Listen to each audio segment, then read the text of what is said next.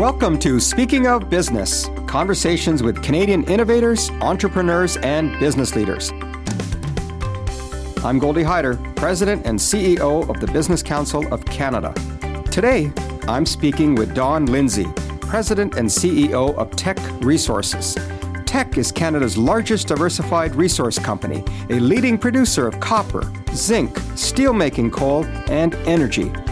Mining has traditionally been seen as a tough, gruff, and hard-nosed industry, but Don himself doesn't fit any stereotype.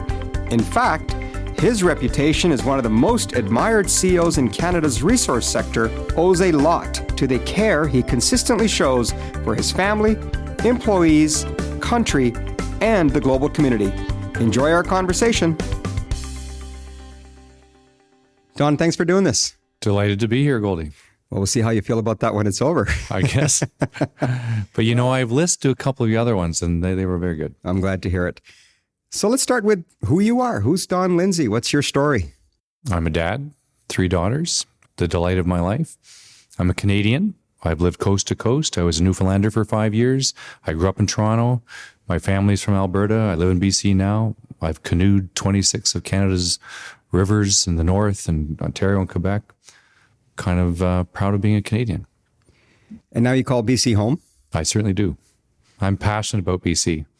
Well, you were a bit of a mining geek as a young boy from what I read, and perhaps even a finance geek. Is it true that you bought your first shares at the age of 10? It is true. Actually, I was on a canoe trip with my father, and I visited my first mine in Lake Temagami. And by coincidence, it was a Teck mine. It was a mine that was discovered by the father of my recently retired chairman, Temagami Copper. It was 32% copper. Do you know what we mine now at Highland Valley Copper? 0.32%, 1/100th the grade. Anyway, that was my first mine tour, and I have a sample from that tour on my desk in Teck's head office. A year later, with my paper route money, I bought 2 shares of a gold company called Leach Gold Mines, and it turned out to be controlled by Teck. And the chairman of that company was my just retired chairman's father, and my just retired chairman was the vice president. And the story goes that I bought those 2 shares for $2.30 each a share, and they were suing an American company called Texas Gulf for the rights to Kidd Creek. It was a big copper and zinc discovery. And if they won the lawsuit, the shares were supposed to go to $80 a share. So I would have had $160. Do you know how many bicycles $160 would have bought? And I would have been the bicycle king of the neighborhood. Anyway, we didn't win the lawsuit. I lost the money, and it's very important to lose money in your first investment.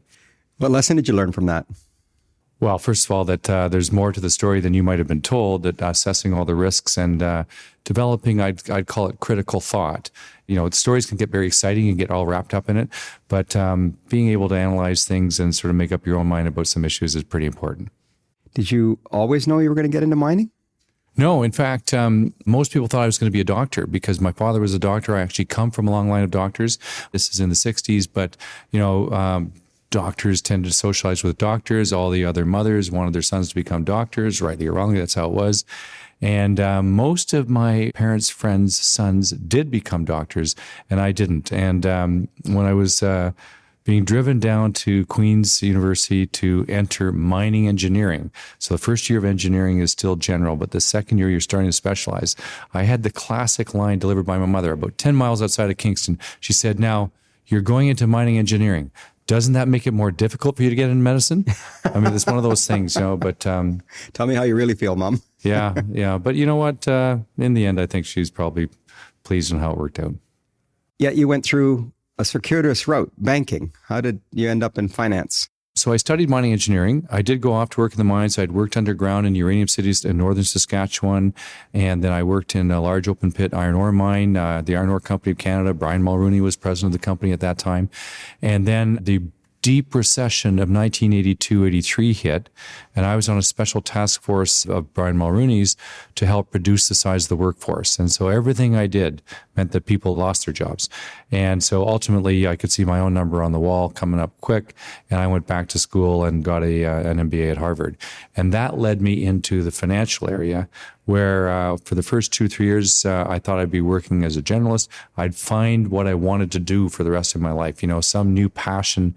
And I never really did, and I always thought it was better to do something than do nothing, to keep working. And, eventually I just kept rising in the ranks. It was first Wood Gundy, then CIBC took over. And next thing you know, I was president, but, I was there for 20 years. How important is passion in what we do? I think it's vital. I mean, you go to work every day, you spend so much a part of your life. If you're not passionate about what you're doing, then what's it all about? But I think what I've learned is this, that I wasn't necessarily passionate about finance, even though I spent 20 years at CIBC and Wood Gundy before that. What I was passionate about was the teams of people that worked together on these big deals. We did the largest M&A deal, the largest financing, the largest IPO, all these things. I don't remember much of the details of those deals, but I remember the people that we went through battle to win the business, to get the deal done. And we were all so proud of it and celebrate at the end of it. It's the people that remain in your memory and that are still special. How did you move from banking to tech? Well, it was sort of one of those things where, because I'd built up this global practice, in the early days of finance, everybody was a generalist. And I put a business proposal to senior management and said, I'd like to start a mining finance team.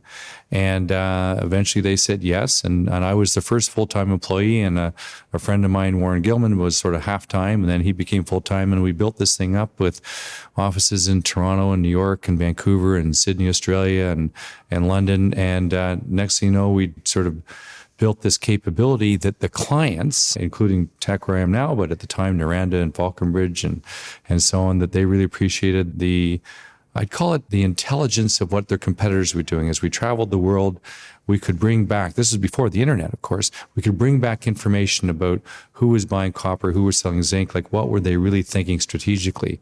So we carved out a bit of a position with the clients, and then eventually a client offered me a job. Now, it's one of the largest mining companies here in Canada. Give the listener an overview. What do you do? Where do you operate? How many people you employ in terms of your footprint? Well, we call ourselves the largest diversified resource company. We have gold companies like Barrick and Goldcorp. There's other energy companies, of course, that could be very large. Our main products are copper, zinc, steel-making coal, as distinguished as opposed to thermal coal that everyone is worried about.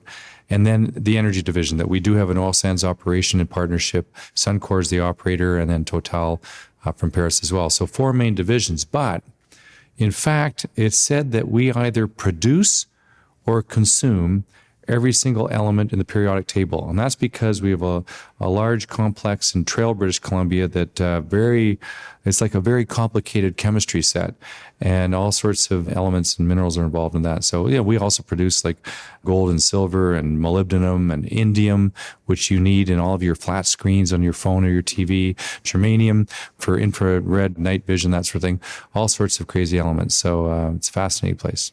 It's a very cyclical business, mining. I mean, it gets impacted by sort of the booms and the busts of economies. Take us through some of the challenges that you've faced, and how did you deal with that? The cyclicality has become more intense. Like the highs are higher, the lows are lower, and the cycle is compressed now. Cycles that used to be 7 or 8 years seem to be 2 or 3 years now. And with that volatility, it changes how you should manage a company. I mean, you got to have a even more conservative balance sheet. We've ridden a few cycles since I've been there. There was the global financial crisis, of course, which was an extraordinarily challenging time.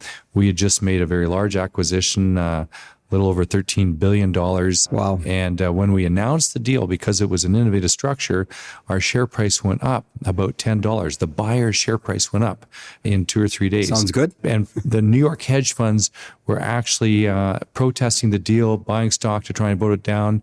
Because I had been on the board of Forwarding Trust, they said I got a sweetheart deal, and they were all against it. 2 months later, when Lehman Brothers collapsed and Citi almost went bankrupt, and the month of October of 2008, which was the single worst month in all of capital markets history, and we had to close the deal that month, then they were saying just the opposite. They wanted to see the deal unfold. In any event, we closed the deal. We put together what's now become sort of famous, or the 12-step plan, which I named it that deliberately. We had it cleanly executed in 6 months and back on track, and away we go. You've just taken over as the chair of the Business Council of Canada. You have a record of really wanting to advocate and cultivate Canadian champions. Where does that come from, and what can we do about it now looking forward? Well, I really am a proud Canadian. Like I wear the jersey, as they say, and I have even a program at Teck that we call our Excellence Awards, where people from all across the company, from Alaska to Chile, from London to Beijing, where we reward employees from the front lines with a special trip to the Olympics, because I want them to see champions. We're trying to build a Canadian champion on the world stage. We've made a lot of progress so far. We've got a long way to go. But to have the employees on the same page as that and to be inspired by the same sort of things, when you go to the Olympics, you see such inspiring stories. You could go to an event that you know nothing about and still come out of it 2 hours later, converted to be a lifelong fan of that particular sport. And I like to see all of our employees sharing that same passion. And so that's really what we're trying to build. Let's talk about, looking forward though. How do we build Canadian champions today, in today's environment, which is so much more uncertain and a lot more global competitiveness? That's for sure. We slug it out against the largest companies in the world. I think it's very important that Canadians generally and our political leaders specifically recognize that it is important to have Canadian champions, that is part of nation building. And that if you want to have a country where people are proud, whether they're proud of Olympic champions, business champions in the arts. I mean, Canada has extraordinary singers, for example, like Shania Twain and Celine Dion outsold Madonna. I mean, we've got people like that, and they're culturally appreciated by everybody who comes to Canada. And I think we need to encourage those kind of role models for people to look up to, and business should be encouraged as well. It's been fashionable at times to be down on business, not necessarily recognize and appreciate it, but think about what business does for our society. I mean, the jobs that it creates, the community investment that it does. I mean, if you look at Teck as a whole, we have communities all over the country where, those towns know they depend on us, and they also know that we treasure their participation in our company and that we back their community and invest in it. And so building Canadian champions like that, I think, is really important for the country. Obviously, when I'm interviewing Canada's leading CEOs and people in the business community, I want to talk about leadership. What does leadership mean to you? At the end of the day, everything gets done through people. And the people need to be motivated, inspired, need to believe, need to be on the same page. They need a North Star. They need to know the direction they're going. And, the leaders of the organizations, in some cases, you really don't do very much work. I often say, I don't actually do any work. I do 2 or 3 things. First, I set tone at the top, that people know for sure what I care about, what's important to me. Second, I choose the people, the key people on the team. And if they have the same values, if they have the same ambition and inspiration that I have, then they will choose people themselves. And then you get alignment in the organization. In fact, most of the time, those are the only 2 key things that count. Every now and then, you may be the lead deal maker on a transaction if you're building a company or the face of the company. You're always the face of the company, but sometimes you're a very prominent face of the company. But people watch leaders very carefully. I know when I walk onto the elevator that the odds are high that people are watching to see whether I'm in a good mood or a bad mood. How's my posture? Am I looking at my shoes? Am I watching the screen in the elevator? And they'll go back and tell people in their workplace, Don's in a good mood or he's not. And they'll overinterpret what I might be thinking, So I think leaders have to be very conscious of things like that. Leadership has also changed and evolved over time. How have you seen the changes, and what impact has the way leadership has changed to becoming less top-down, less hierarchical, less command and control to the approaches that are now being used? And how's that been good for your business? Well, I think it's both, because on the one hand, in an age of rapid communications and so on, you can send messages very broadly, and it can be far more participatory in terms of decisions and so on. And so it's less of the old style, almost military complex type of leadership.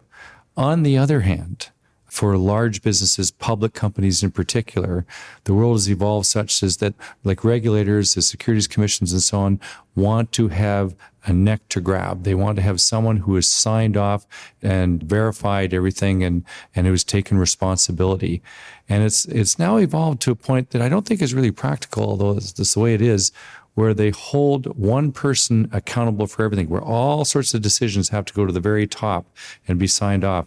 And I don't think it's really practical, but it's sort of what's required in today's business. I would prefer it to be much more of a partnership and shared responsibility, accountability, because I think in the end, that's a more effective way of getting things done. So what's keeping you up at night as a leader these days? Well, I'm very, very worried about geopolitical risk. I mean, this issue that Canada has with China could have long-lasting consequences. When I say long-lasting, I mean it could be a 10-year issue. It can have a far greater impact than perhaps people realize. In the resources business, not just metals and mining, but energy for sure, China is the incremental buyer of everything. They set the price. And I think we have to be cognizant of just how much an effect they have on the global economy and their continued growth.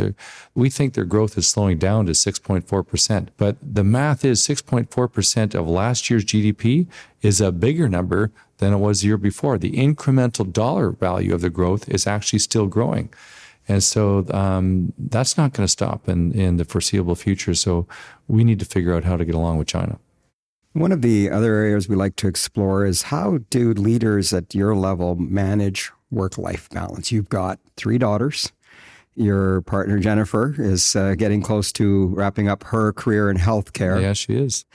How are you going to square that circle in terms of you still being the CEO of Teck and trying to make this all work for everybody? How did you do it? It is a very tough challenge. Of course, for most of us, by the time we get to a position like this, we've been juggling for a long time, and you do get better at it. But you do have to have absolute clarity on your priorities and know for sure when very special days for your children are, like, the school concerts or the field hockey final, those kind of things, no matter where you are in the world, you've got to be back for that.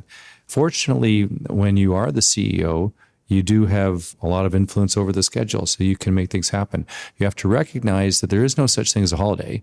I mean, you were on 24/7. You were responsible at all times. You carry 2 cell phones and always reachable. So you can actually schedule to be different places. You're always on the job, whether you're theoretically on vacation. You could be at Whistler, in my case. I'm still on the job there, but I'm with my family. Don't you feel that I need to turn off? I need to unwind. I need to clear my head. When I unwind, probably it's on my annual canoe trip, because people find it very difficult to reach me there. Well, this year we're going to the Mountain River. It's like the River Guides bucket list river. It's in the Northwest Territories near Norman Wells. It's a spectacular river that starts off literally as a little creek that's almost the width of a canoe, and you're pushing and shoving. The first part of it they call push me, shove you or something to get the canoe there. And then, of course, all the tributaries are flowing into the river, and it gets larger and larger till it's more of a slalom course like you'd find in Ontario, Quebec. And eventually it's a raging torrent that ends in the Mackenzie River. And so this will be a 10-day trip. I go with several other mining CEOs. In fact, we've been doing this for several years. And then we'll be disconnected in that there's no cell signal, but we all carry a satellite phone, and at least once or twice a day we still check in. Now, you're also a marathoner. I have run a few, yeah. Yeah, and you've also climbed Kilimanjaro. Tell us about those experiences. Yeah, well, the marathon, I guess the first one was Boston because I was going to school at the Harvard Business School at the time. And for a while, I ran one every 5 years just to sort of measure my deterioration as I got older. And then eventually the knees didn't like it so much. But then it turns out this year, I have one daughter in Boston at Boston University, and she challenged me to run it again. And I have one daughter in London at King's College, and she's challenged me. And so I've actually accepted. I'm going to run the London Marathon on April 28th this year. Now, we'll see how it goes. But here's what really counts. What really counts is that by accepting the challenge, that those 2 daughters, age 19 and 20, that they're going to do it. And what they're going to learn is that this big, scary goal called the marathon, that too, that they can accomplish if they put the time in, show the determination, do the homework by running the miles, week to week, that they can accomplish that too. And if I can help them, learn that lesson early in life, I think that'll be very valuable. It strikes me as interesting of how many CEOs I've met that are marathoners. And even my predecessor, John Manley, was a marathoner.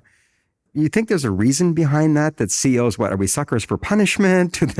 Do they like to challenge themselves? What is it about marathons that seems to attract CEOs? People do like to challenge themselves. Persistence, endurance is a big part of the job. And a marathon defines that, of course. And I think once you've done it, the odds of wanting to do it again are fairly high. Not that you're going to do it every year, but there's something about how it tests you, or it's a measurement of where you stand, physically, and proving to yourself that you can still do it. I'm 60 years old, but I maybe still have something to prove to myself. Kilimanjaro? That was back in 1988, 89. My parents actually organized, the family trip of a lifetime. We started in Cairo, worked our way down, safaris in Nairobi, and ultimately climbed Kilimanjaro. So my 5 sisters, myself, and my parents, we all left together from the final campsite to climb the last 4,000 feet vertical. It was very interesting because it was December 31st. It was New Year's Eve. Actually, it was midnight, January 1st, 1989. And we had wanted to be the first people up to the peak on the 100th year anniversary of, I think, whenever the first person had done it, or at least known person. Everybody started off together, but one by one they faded. But still, 5 of us got to Gilman's Peak, which is the first point, and then one sister, myself, went on to Uhuru, where you had to go down around the crater and back up to the top. We were about 100 yards from the peak, and all of a sudden a Japanese team that came up a different route got there first.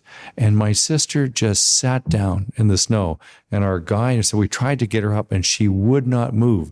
And I thought, my God, what are we going to do here? Like, we've got to get her here. We're this close. Ultimately, she did. And remember, at that, it's 19,380 feet elevation. There's very little oxygen. You're just stumbling 10 steps at a time. But eventually we got her there and got the photo, and down we went to higher oxygen levels. You mentioned 5 sisters, 3 daughters, and Yes. Jennifer. Yes. That's a lot of women in your life. At one point, I had a female dog and a female bunny rabbit too. 2 nannies, 2 assistants. I was surrounded. And? Oh, it's all good. I mean, the reality is, it was a funny thing. One time, a reporter caught me out. He's coming for an interview, and in that sort of time when you're walking from the elevator to the meeting room, the reporter asked me, about your family. I said I had 5 sisters. Immediately you say, well, you must have been really spoiled. My answer to that was always, well, actually, I did more dishes than all 5 of them put together. The moment I said it, I knew it was a mistake. And sure enough, it showed up on the front of the business section. And my sisters saw this. And so then they're emailing back and forth. And then one of the sisters Did she challenge you on the fact? Well, they were challenged. She said, how could this possibly be true? But then one sister said, well, I never did any dishes. And then another sister said, yeah, I didn't do very many. Then the third sister said, well, I did quite a few. And then they both said, well, Mary didn't do any. And they said, oh my God, what if it's true, right? And so the solution was that they gave me an apron for Christmas that said chief dishwasher, and then we moved on. Diversity is a very important value for you, I know, in terms of your approach to life and your business. Do you think that's partly impacted by the fact that you were surrounded by so many women? Yeah, probably because it was just normal to me. There was no big deal. But you're making efforts in your company to really bring more about. Because I believe in it. In fact, I don't just believe in it. We see the results. It's a very male-dominated industry, no question about it. Mm-hmm. But if you see what happens, take, for example, in our coal division, in 2017, for that business, we hired 800 people. 14% of the applications were women, but 29% of the hires were women. And then last year in 2018, it was 33%. And what happens is that, guess what? Safety improves, truck availability and equipment availability goes up, maintenance cost goes down, and generally more productivity and a better work environment for all. So we've done very well at the front lines of the business. We've done very well at board level. They were 30% women. They're very, very talented board members. Where it's been tough is in the sort of direct report to me and the level down. But at our November board meeting this year, we promoted 5 individuals to vice president, and 4 of them were women this year. Let's move on to Canada and our place in the world. Talk about representing Canada abroad. Talk about what you hear about Canada from others around the world. Well, our business is very global, very international. We have investments of some sort, sometimes just small grassroots exploration investments in 50 countries around the world. And then we have customers, of course, like China and India. We're the largest exporter to Japan from Canada, the largest exporter to Korea. Our business in India has grown by 10 times in 5 years, and it's going to keep going. So we get a lot of perspective, and we see how Canadians are perceived. And, by and large, people are very respectful of Canada. It's a country that they're happy to have their families move to, and immigration and so on, and it works. I think sometimes, though, we do take for granted our position in the world, and whether it be our economic position, and, we have a very good position, but you still have to earn it every day. And when other countries are designing policies to attract investment, you do need to counter. You do need to respond and make sure that you remain competitive. In a 2-month period last year, I was in Australia, China, Chile, Peru, the United States, Canada, and in addition to others. And in Australia, while I was there, I watched on the front page of the newspapers, the federal government was in discussions with the leading companies in Australia about if they cut taxes, would those companies invest in Australia? The Prime Minister of Peru sought me out at Davos and for a project that's about 4th on our list, and wanted to say, how can we help? And then we saw the tax cuts in the United States, and we have a very high quality zinc mine in Alaska, and that tax cut was $40 million US per year plus $100 million one Canadian, and all that money is going back in the United States. Are we just comfortable? Are we complacent? Like, shouldn't the debate in Canada be, how do we get our resources to market, not how do we stop them from getting to market? I think we've lost perspective. I do respect the current federal government in that they say that you can do both. And certainly we as a company at Teck are trying to develop resources in as environmentally sustainable fashion as you possibly can. Think about with minerals and mining. Like I would say this, that every single thing that we use in our life comes from one of only 2 sources. And if you can't grow it, you have to mine it, you have to extract it from the earth. Now you have to do that with the smallest possible footprint that you can. You have to reuse, reduce, and recycle, absolutely. But you can't do without it. And as we go forward in a decarbonized world, there's going to be more electrification, and you're going to need more copper. So we need to figure out how we can do that as sustainably as we can. Now we at Teck have just been named one of the world's 100 most sustainable companies. We actually got ranked number 37. It was announced at the World Economic Forum. Congratulations. Because we are trying to balance these things. We just had a hearing for a new oil sands operation in Alberta. And we went through that 6-week hearing, and we were able to get signed agreements with all 14 out of 14 indigenous groups in the area. First time that's ever happened. When we got our permit in Chile, we had 7 out of 7 communities signed and 7 out of 7 fishermen unions signed. We got everybody. Now, we didn't have everybody right at the beginning. It took a lot of dialogue, and quality of dialogue is what's really counting. It's not just consultation, it's quality of dialogue, and it takes time to build trust. People know that when they go into a community, they can't go in with a plan. This is a direct edict from the CEO. If you go into a new community and you've already got a plan, you're already on your back foot, right? You haven't taken the time to get to know them, what their concerns are, what their history is. You need to go and just say hello and just get to know people and then build a plan together. And if you take that approach, it might take a bit longer, but in the end, you're on the same page, and that's what we're trying to get to. I think more and more companies are doing that. I certainly see it. I'm still chair of the International Council of Mining and Metals. That's the industry organization, the CEOs of 27 of the largest companies. And I can tell you that they're all sharing best practices, raising the bar on a range of issues, whether it be human rights, FPIC, water, air quality, and so on. So I think we're improving, but there's still challenges for sure. You're a very global company, and just recently you were able to pull what some people have called a coup in getting Dominic Barton of McKinsey, formerly of McKinsey, well-known Canadian internationally, as your board chair. And he was in much demand. How did you do it? Well, actually, I've known Dominic for about 20 years from when he was in Shanghai. In my previous life at CIBC, when I was president of CIBC World Markets, I also had responsibility for the Asia Pacific region. At that time, Li Ka-shing, who was the wealthiest man in Asia, owned a decent shareholding in the bank, and China was clearly taking off. And maybe I could sort of combine CIBC's franchise with his knowledge and build some strategy in China.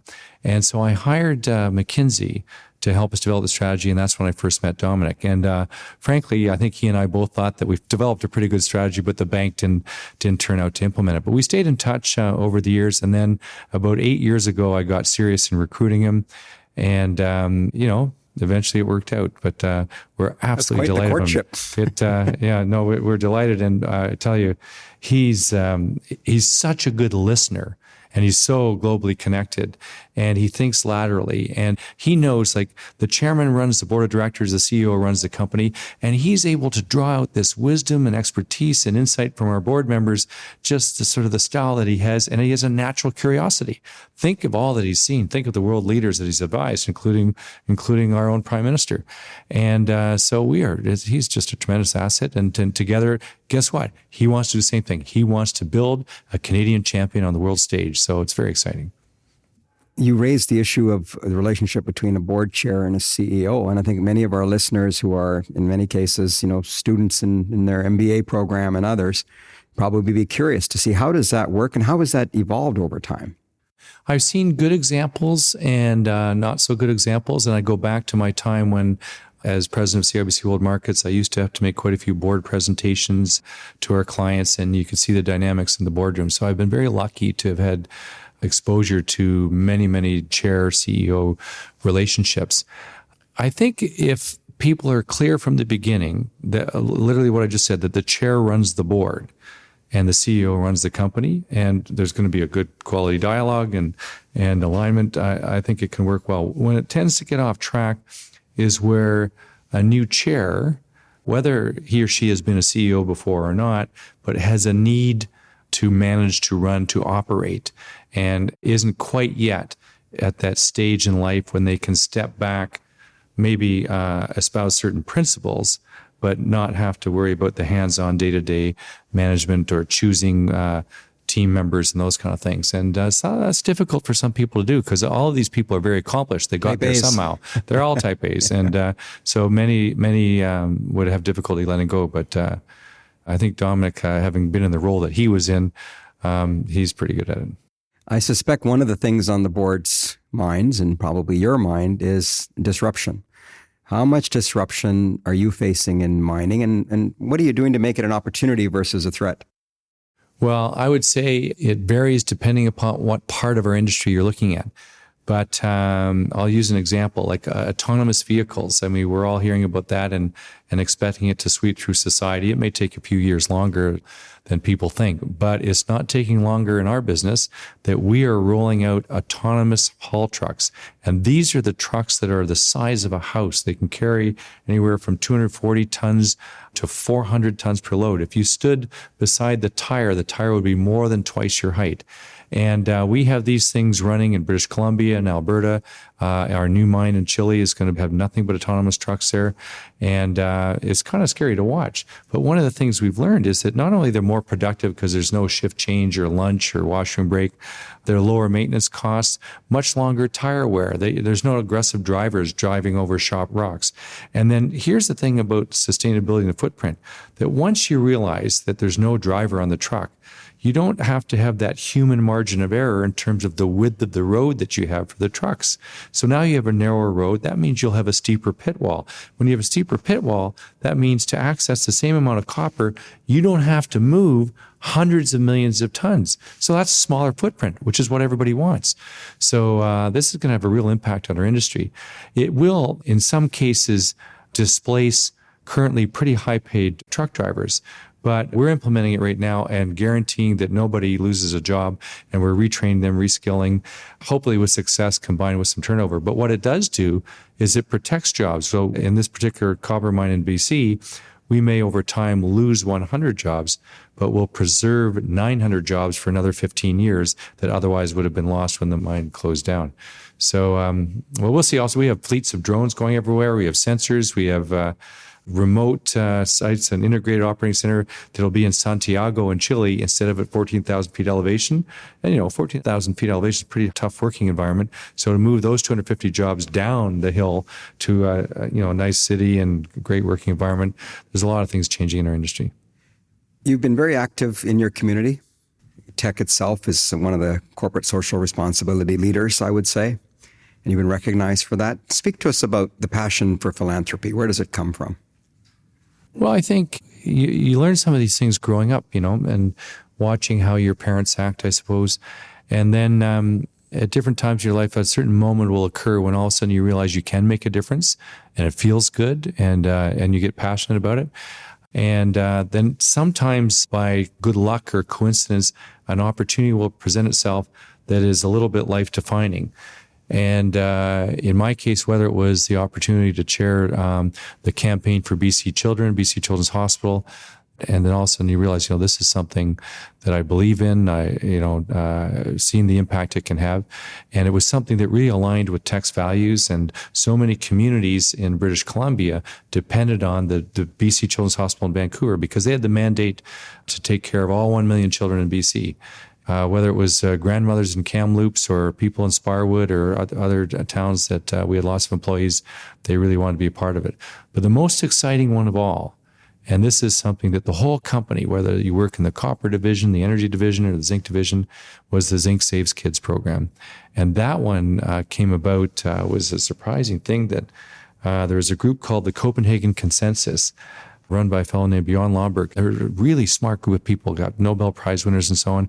And every couple of years, they publish this list of what would be the single most effective investment the world could make to make the planet a better place. And this one year, I think it was 2008, they said zinc and vitamin A, like the micronutrients, zinc and vitamin A. It wasn't carbon, it wasn't AIDS, it wasn't malaria, all the different things, it was zinc.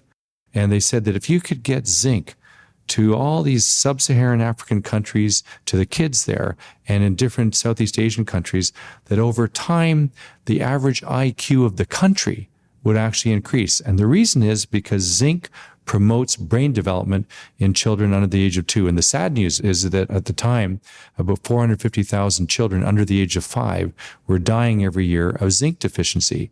And so I'm sitting there, I just become chair of the International Zinc Association. We're the third largest zinc producer in the world. And you think, now that you've learned this, what are you going to do about it?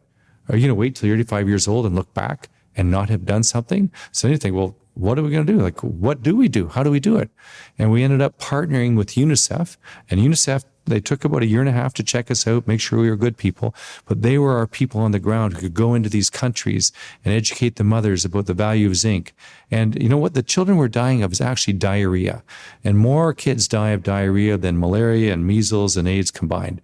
But if you can get them a course of 14 zinc tablets, it costs 2 cents each. Not only cures that instant of diarrhea, it sets them on a healthier trajectory and promotes brain development, reduces stunted growth, and generally makes the world a better place. So we started that off in about 2010, and we've now reached 44 million children around the world in Senegal, Ethiopia, Kenya, Burkina Faso, large programs in India. And I've gotten to go visit some of these things in India last year, in Kenya. I tell you, I went out to see a nursing station, and this nurse who was running it, and she was like one of those battle axe grandmothers who ran the nursing station, and she took me by the hand and showed me the zinc corner where they took all the records. And at the last minute, she invited 10 mothers who brought their babies whose lives had been saved, and they each told their story. And about 7 of them only spoke Swahili, about 3 spoke broken English. Everybody was bawling their eyes out, including me. And then at the end, they all started handing me their babies. And I was the only Teck person. There was no one else to witness it, but they did take some pictures. I have a picture on my desk, this classic photo that reminds me every day of just what you can do to make an impact if you put your mind to it. We've now reached in total around the world, in terms of our food fortification program, another 100 million people We did a joint venture with BASF that Secretary General of the UN, Ban Ki-moon, came to announce it with us jointly because he liked to see the private-private partnership.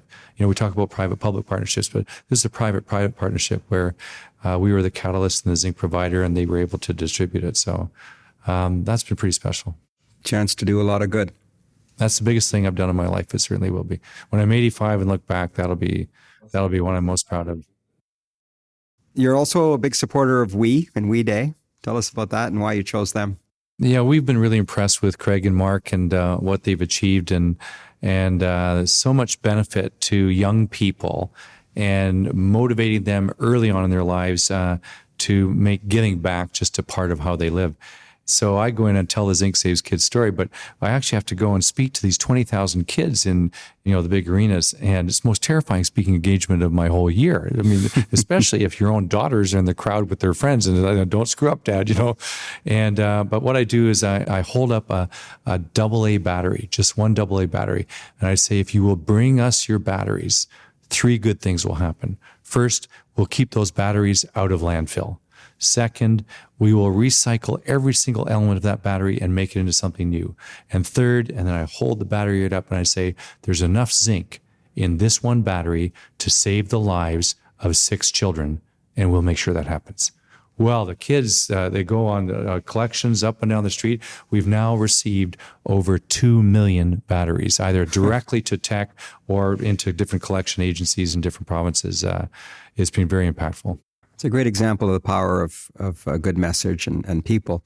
I know you're chair, you mentioned earlier about a global mining association, and you've shared with me your experiences and the exposure you received to social media through that.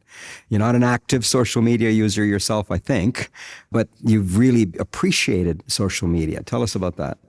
That's a true statement. I'm not active myself. I vaguely follow my kids, of course, but I think what we've learned... Well, the girls are listening now. They know.